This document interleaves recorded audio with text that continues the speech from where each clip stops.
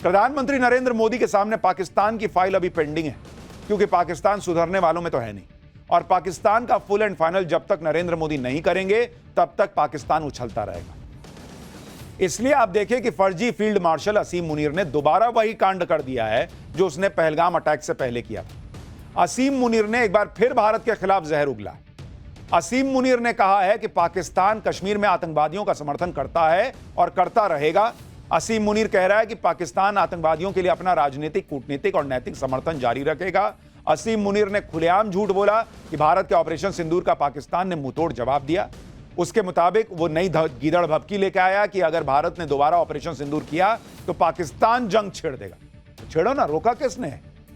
मतलब ऑपरेशन सिंदूर में पिटने के बाद असीम मुनीर का दिमाग ठिकाने नहीं आया। और मैंने आपसे कहा था कि नरेंद्र मोदी ने पॉज बटन दबाकर दुनिया में मैसेज दे दिया कि देखो, इसको लास्ट मौका दिए हैं, अगली बार फिर मारेंगे, क्योंकि उनको पूरा यकीन है कि यह मार खाने आएगा।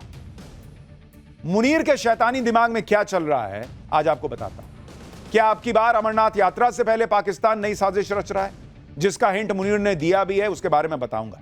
यह भी बताऊंगा कि कैसे मुनीर और शहबाज को मोदी डुबो डुबो कर मार रहे हैं और पब्लिक दौड़ा दौड़ा कर मार रही है। लेकिन ऑपरेशन सिंदूर में पिटने के बाद जब से अमेरिका और चीन ने पाकिस्तान को पुचकारा है, तब से पाकिस्तान को लग रहा है कि वो अगली बार नरेंद्र मोदी की मार खाने से बच जाएगा। लेकिन पाकिस्तान इसी धोखे में अपनी कब्र खोदने में जुटा है। पाकिस्तान नेवी के पासिंग आउट परेड में के दौरान असीम मुनीर ने एक बार फिर अपने आतंकवाद प्रेम का इजहार किया। एक बार फिर भारत के खिलाफ उसी तरह की भड़काऊ बातें की जैसी पहलगाम टेरर अटैक से पहले कर रहा था। मुनीर ने भारत के ऑपरेशन सिंदूर में मारे गए आतंकवादियों को श्रद्धांजलि दी। वो कैसे कश्मीर में आतंकवाद और आतंकवादियों को फुल सपोर्ट देने की बात कर रहा है, एक बार सुनिए इसको। मुनीर को इसको खुद के सपोर्ट के लिए दुनिया से भीख मांगना पड़ता है। कह रहा कि यहां कश्मीर में जो है वो समर्थन करेगा आतंकवादियों का। तुम करो ना, मारेंगे यहीं पे आप आतंकवादियों को। जैसे मार रही है ना हमारी सेना, मारती जाएगी। और ये तो मरेगा नहीं, ये तो उधर बैठा है, बंकर में छुपेगा, यहां भेजेगा आतंकवादी। असीम मुनीर ने पहले भी इस तरह की बातें की थी, जिसके बाद पहलगाम अटैक हो गया था। अब असीम मुनीर फिर से वही सब करने लगा है। हाफिज सईद और मसूद अजहर जैसे आतंकी जिनकी ऑपरेशन सिंदूर से हालत खराब है, उन सभी आतंकियों की फौज को असीम मुनीर फिर से खड़ा करने की कोशिश कर रहा है। रिपोर्ट्स के मुताबिक पाकिस्तानी सेना ऑपरेशन सिंदूर में तबाह हुए आतंकी ठिकानों और ट्रेनिंग कैंप्स को फिर से बिल्ड बना रही है। एलओसी के पास दोबारा से आतंकी संगठनों के लिए हाईटेक ट्रेनिंग कैंप्स बन रहे हैं। रिपोर्ट है कि पाकिस्तान और पीओके में फिर से 13 लॉन्च पैड डेवलप कर रहा है। इसके अलावा जम्मू सेक्टर में इंटरनेशनल बॉर्डर पर भी 4 टेरर लॉन्च पैड बन रहे हैं। इस बार टेरर कैंप्स में रडार और सैटेलाइट को चकमा देने वाली तकनीकों का भी इस्तेमाल कर रहा है पाकिस्तान। यानी ये नहीं सुधरेगा, ये लिख के हमने आपको पहले भी कहा था, रख लीजिए, और वही हो रहा है।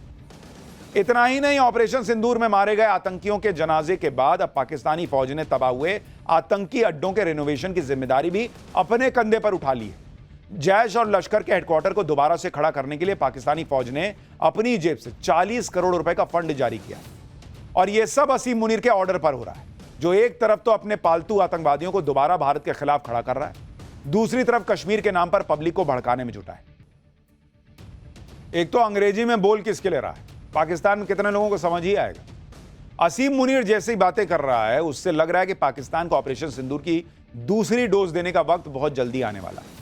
पिछली बार जब असीम मुनीर ने भारत के खिलाफ जहर उगला था तो पहलगाम में अटैक हुआ था, और इस बार भारत के खिलाफ मुनीर के भड़काऊ बयान अमरनाथ यात्रा से ठीक पहले आए। एक्सपर्ट्स के मुताबिक पाकिस्तान के आतंकवादी इस मौके पर टेरर अटैक की कोशिश कर सकते हैं। स्लीपर सेल और आतंकवादी सरगना मुनीर के बयान को आतंकी हमले का आदेश मान सकते हैं। अब असीम मुनीर की मंशा चाहे जो हो, लेकिन पाकिस्तान यह भी याद रखे कि अगर भारत पर दोबारा कोई आतंकी हमला हुआ तो ऑपरेशन सिंदूर पार्ट 2 वहीं से शुरू होगा जहां से भारत ने छोड़ा है ऑपरेशन सिंदूर पार्ट 1। और फिर कोई रहम की उम्मीद भारत से ना करें ये लोग। असीम मुनीर भी यह बात समझ रहा होगा कि ऑपरेशन सिंदूर के बाद पाकिस्तान में अब वो दम नहीं है कि वो भारत से पंगा ले सके। इसलिए असीम मुनीर अपनी कमियों को छिपाने के लिए भारत के खिलाफ बयान दे रहा है, क्योंकि ऑपरेशन सिंदूर में भारत से मुंह की खाने के बाद असीम मुनीर की पहले ही मिट्टी पलीद काफी हो गई। ऊपर से पाकिस्तानी फौज को पाकिस्तान के अंदर ही खुली चुनौती मिल रही है। बलूचिस्तान में विद्रोह इतना बढ़ चुका है कि पाकिस्तानी फौजियों को पकड़ पकड़ कर मारा जा रहा है। अब पाकिस्तान में इस्लामिक स्टेट खुरासान प्रोविंस की एंट्री हो गई, जिसने बलूचिस्तान के पहाड़ों में अपनी ट्रेनिंग कैंप बनाने का दावा किया है। तहरीके तालिबान पाकिस्तान ने भी अब पाकिस्तानी फौज पर हमले तेज कर दिए। अभी शनिवार को ही तहरीके तालिबान पाकिस्तान ने वजीरिस्तान में पाकिस्तानी फौज के काफिले पर सुसाइड अटैक कर दिया था। इसका वीडियो भी टीटीपी ने जारी किया है, जिसमें दिख रहा है कि पाकिस्तानी फौज की एक गाड़ी के पास ब्लास्ट होता है और वहां पर गोलीबारी भी होती है। इस हमले में पाकिस्तान के 13 फौजी मारे गए। टीटीपी ने 24 जून को भी दक्षिणी वजीरिस्तान में पाकिस्तानी आर्मी पर हमला किया था, जिसमें 2 आर्मी अफसर मारे गए। इनमें से एक पाकिस्तानी कमांडर मोइज अब्बास भी था, जिसने भारतीय वायुसेना के विंग कमांडर अभिनंदन वर्धमान को पकड़ा था। टीटीपी के साथ ही बलूचिस्तान में भी पाकिस्तानी फौजियों को चुन चुनकर मौत के घाट उतारा जा रहा है। पाकिस्तानी खुफिया एजेंसी आईएसआई के अधिकारियों और फौज के अफसरों की हत्याओं से मुनीर के फौज की भद पिट रही है। ऐसे माहौल में पाकिस्तानियों का ध्यान भटकाने के लिए भारत विरोधी बातें करना पाकिस्तान की फौज की पुरानी आदत है और असीम मुनीर भी उसी आदत से मजबूर होकर यह सब कर रहा है। बड़बोले असीम मुनीर की बौखलाहट की एक वजह यह भी है कि सिंधु जल समझौते को लेकर नरेंद्र मोदी न तो पाकिस्तान की गुहार सुन रहे हैं, न उसकी गीदड़ भपकियों से परेशान हो रहे हैं और ना ही किसी इंटरनेशनल प्रेशर में आ रहे हैं। इसी बात से पाकिस्तान का गला सूखा जा रहा है। आप देखिए कि पाकिस्तान की गुहार पर हेग में कोर्ट ऑफ आर्बिट्रेशन ने फैसला सुनाया है कि सिंधु जल समझौते को भारत रद्द नहीं कर सकता, तो भारत सरकार ने इस फैसले को अवैध करार दे दिया। भारत सरकार ने कोर्ट ऑफ आर्बिट्रेशन से 2 टूक शब्दों में कह दिया कि भारत ने अंतर्राष्ट्रीय कानून के तहत अपने अधिकारों का प्रयोग करते हुए सिंधु जल समझौते को स्थगित किया है। किसी भी आर्बिट्री कोर्ट में भारत की कार्रवाइयों की वैधता की जांच करने का कोई अधिकार ही नहीं। भारत सरकार ने कह दिया है कि सिंधु जल समझौता तब तक रद्द रहेगा जब तक कि पाकिस्तान अपनी जमीन पर मौजूद हर आतंकवादी को खत्म नहीं कर देता और तब तक भारत इस समझौते के तहत अपने किसी भी दायित्व को पूरा करने के लिए बाध्य नहीं है। यानी इंटरनेशनल कोर्ट को भारत ने कह दिया है कि ठेंगे से जाओ, हम ना मानते। सिंधु जल संधि को बहाल करने से साफ इनकार करते ही भारत ने पाकिस्तान पर इसके साइड इफेक्ट्स का ट्रेलर भी दिखा दिया। भारत ने जम्मू कश्मीर में चिनाब नदी पर सलाल डैम के 12 गेट खोल दिए, जो बारिश की वजह से ओवरफ्लो हो रहे थे। अगर सिंधु जल समझौता लागू होता तो भारत को यह पानी रोकना पड़ता ताकि पाकिस्तान में बाढ़ की स्थिति पैदा ना हो, लेकिन अब कोई समझौता तो है नहीं। इसलिए अब डैम में ये जो पानी भरा है वो सैलाब बनकर पाकिस्तान की तरफ बह रहा है, जिससे वहां बाढ़ जैसे हालात बनने के आसार बन गए। तो पाकिस्तान जो है कभी सूखे से मरता है, कभी डूब के मरता है, वहां की पब्लिक मारी रही है और अगर गलती से फिर आतंकी हमला किया तो भारत फिर मारेगा। तो ये तो चलेगा। पाकिस्तान की पर्ची निकलेगी तो उसमें मार खाना ही लिखा है, लेकिन पर्ची निकालने की बात हो रही है तो बागेश्वर बाबा की भी बात करेंगे। अखिलेश यादव का बागेश्वर बाबा पर बड़ा हमला, ऐसी कौन सी पर्ची है जिससे घबरा गए हैं इंडी वाले? एक कथा के 50 लाख।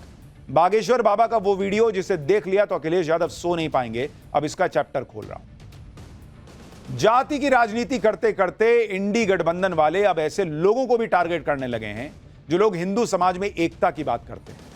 ऐसे ही लोगों में बाबा बागेश्वर है जो आजकल अखिलेश यादव के टारगेट पर है। एक तो बाबा बागेश्वर जातिवाद के खिलाफ बोलते हैं, दूसरी बात यह है कि पीएम मोदी उन्हें छोटा भाई कहते हैं और इन दोनों बातों से बाबा बागेश्वर इंडी गठबंधन के निशाने पर आ चुके हैं। इसमें अखिलेश यादव ने यूपी में यादव बनाम ब्राह्मण के मुद्दे को लेकर अपनी पीडीए वाली राजनीति करते करते बाबा बागेश्वर को निशाने पर ले लिया। बाबा बागेश्वर का नाम लेकर अखिलेश यादव ने क्या नया दांव खेला है, जरा उसको पहले देखिए। पहले यादव बनाम ब्राह्मण करने की कोशिश की गई, अब बागेश्वर बाबा की दक्षिणा पर सवाल उठाया गया है। बागेश्वर बाबा पर अंडर टेबल पैसे लेने का आरोप लगा रहे हैं अखिलेश यादव। बागेश्वर बाबा को महंगा कथावाचक बताने की कोशिश कर रहे हैं, लेकिन बागेश्वर बाबा ने अखिलेश यादव के हमलों की परवाह न करते हुए कौन सा नया संकल्प ले लिया है, इसके बारे में आपको बताऊंगा। इतनी क्लिप्स में आपने गौर किया? अखिलेश यादव कह रहे हैं वो धीरेंद्र शास्त्री टेबल के नीचे पैसा नहीं लेता है क्या? लेते हैं क्या? धीरेंद्र शास्त्री, ना आचार्य धीरेंद्र शास्त्री, ना धीरेंद्र शास्त्री जी। और दूसरी तरफ देश के प्रधानमंत्री कह रहे हैं मेरे छोटे भाई धीरेंद्र शास्त्री जी। कहां धीरेंद्र शास्त्री बोल रहे हैं अखिलेश यादव, कहां धीरेंद्र शास्त्री जी बोल रहे हैं नरेंद्र मोदी। यही बहुत बड़ा फर्क, इतने में आपको सारी कहानी समझ में आ जाएगी। अखिलेश यादव यूपी में पीडीए वाली राजनीति पर चल रहे हैं क्योंकि जातीय संघर्ष में ही उन्हें फायदा दिख रहा है, लेकिन किसी को समझ नहीं आया कि अखिलेश यादव ने अपनी इस राजनीति में बागेश्वर बाबा को अचानक क्यों घसीट लिया। पहले अखिलेश यादव का बयान सुनिए बागेश्वर बाबा, फिर बागेश्वर बाबा ने क्या जवाब दिया है, क्या हुआ है। बागेश्वर बाबा क्या अंडर टेबल 50 लाख रुपया लेते हैं कथा का? उनका कौन सा वीडियो है जो अखिलेश यादव को सोने नहीं देगा, सब दिखाऊंगा। पहले अखिलेश यादव को सुनिए तो। क्योंकि जिस परिवार को कथा करानी थी उन पे इतना संसाधन पैसा नहीं था कि लाखों रुपए वाले कथावाचक बुला लें, क्योंकि कई कथावाचक हैं जो 50 लाख रुपए लेते हैं। कोई किसी की हैसियत है कि धीरेन्द्र शास्त्री को बुला ले अपने घर कथा के लिए? कोई अंडर टेबल लेगा वो बाबा पैसे? आप पता करवा लीजिए, अंडर टेबल नहीं लेते हैं वो धीरेन्द्र शास्त्री क्या? कथा वाचने की पता नहीं कितनी कीमत होगी उनकी, फ्री तो नहीं। एक लाइन में कह रहे हैं कि 50 लाख लेते हैं धीरेन्द्र शास्त्री जी, दूसरी लाइन में कह रहे हैं पता नहीं कितने पैसे लेते हो। पहले मन तो बना लीजिए कि 50 लाख ले रहे हैं कि कितना लेते हो। अंडर टेबल लेते हैं कि नहीं, आप पता करा लीजिए। अरे जब आपको नहीं पता तो क्यों आरोप लगा रहे हैं? अखिलेश यादव बागेश्वर बाबा की कथा की फीस का मुद्दा क्यों उठा रहे हैं? उसकी वजह यह है कि बागेश्वर बाबा हिंदू समाज की एकता की बात करते हैं, हिंदू समाज को जातियों में न बंटने के लिए कहते हैं। और अगर धीरेन्द्र कृष्ण शास्त्री जी जो कहते हैं वो हो गया तो फिर पीडीए वाली पॉलिटिक्स खत्म हो जाएगी। भाई मुसलमान का बल्क में वोट और हिंदू को जाति में बांट के वोट, यही तो लेके काम करना है। बागेश्वर बाबा कहते हैं कि हिंदू बटो मत, तुम्हारी पहचान हिंदू की बनाओ, जाति के हिसाब से मत चलो। और इसीलिए वो टारगेट हो गए। जो लोग ऐसा कहते हैं कि वो जाति की राजनीति करने वालों को अच्छे नहीं लगते, आप देखिए कि बागेश्वर बाबा किस तरह से हिंदू समाज को एकजुट कर रहे हैं। जातिवाद दूर करने के लिए पद यात्रा करने वाले हैं। फिर से बागेश्वर बाबा 7 नवंबर से 16 नवंबर तक दिल्ली से वृंदावन की फिर यात्रा शुरू कर रहे हैं। बागेश्वर बाबा 180 किलोमीटर की पदयात्रा करेंगे, हिंदुओं को एकजुट करने और जातिवाद के खिलाफ पदयात्रा। जातिवाद के कैंसर से देश को सबसे ज्यादा खतरा है, यह बताते वो कर रहे हैं। और इसके पहले भी उन्होंने किया था, हमने आपको दिखाया था पाठशाला में, पैर छिल गया, सब हो गया, लेकिन चलते रहे। हिंदुओं को बोलते रहे भाई हिंदू पहचान बनाओ, जाति में मत बंटो। यानी बागेश्वर बाबा दोगुनी ताकत से जातिवाद के खिलाफ अपने संकल्प को पूरा करने में जुट गए।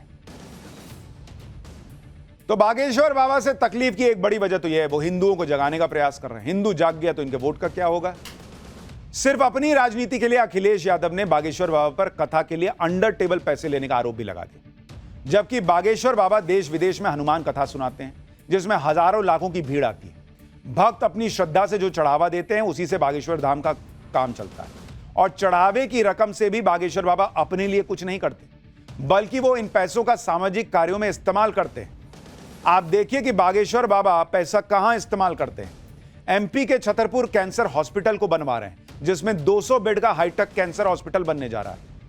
तो अंडर टेबल ले रहे हैं, ऊपर के टेबल ले रहे हैं, कहां आसमान से टपक रहा है, जहां भी टपक रहा है आम आदमी के लिए लगा रहे हैं ना बॉस। कैंसर हॉस्पिटल बना रहे हैं, आदिवासी समुदाय के लिए रिसर्च सेंटर बनवा रहे हैं, सिकल सेल एनीमिया के इलाज के लिए रिसर्च सेंटर बनवा रहे हैं, पिछड़े क्षेत्रों में स्वास्थ्य सेवाओं को बेहतर बनाने की कोशिश कर रहे हैं। गरीब बेसहारा लड़कियों की शादी के लिए वार्षिक समारोह होता है। इस साल महाशिवरात्रि पर 251 गरीब कन्याओं का विवाह कराया। बागेश्वर धाम में अन्नपूर्णा रसोई की स्थापना की है। रोज हजारों भक्तों को निःशुल्क भोजन कराते हैं। प्राचीन वैदिक अध्ययन और संस्कृत को बढ़ावा देने के मकसद से शिक्षा के माध्यम से धर्म संस्कृति को संरक्षित करने का प्रयास कर रहे हैं।